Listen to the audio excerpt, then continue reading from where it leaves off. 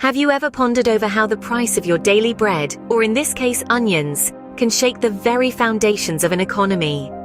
Food inflation is not just a phrase for economists to worry over, but a reality that affects the common man. In an effort to combat rising food inflation, governments often have to make difficult decisions. A striking example of this is the Indian government's decision to ban onion exports.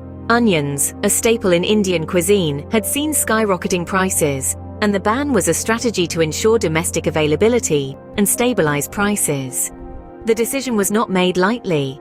The Indian government was well aware of the international demand for Indian onions and the revenue they brought in. However, the necessity to protect domestic consumers from high prices took precedence. So, what's the impact of such a ban on food inflation? Well, by restricting exports, the government ensured a surplus of onions in domestic markets.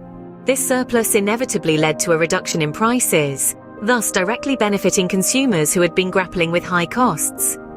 However, it's important to note that while the ban brought immediate relief to consumers, it also resulted in a loss of revenue for exporters and farmers.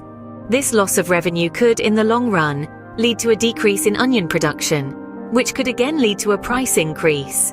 It's a delicate balancing act that the government had to play. In summary, food inflation is a complex issue that affects everyone, from the farmer to the common man.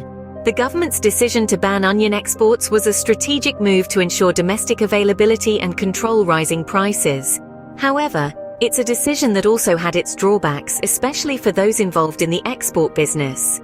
This discussion underscores the intricate interplay of economics, government policy, and everyday life. It's a reminder that the price we pay for our food is not just a number on a tag, but a reflection of a much larger global economic system.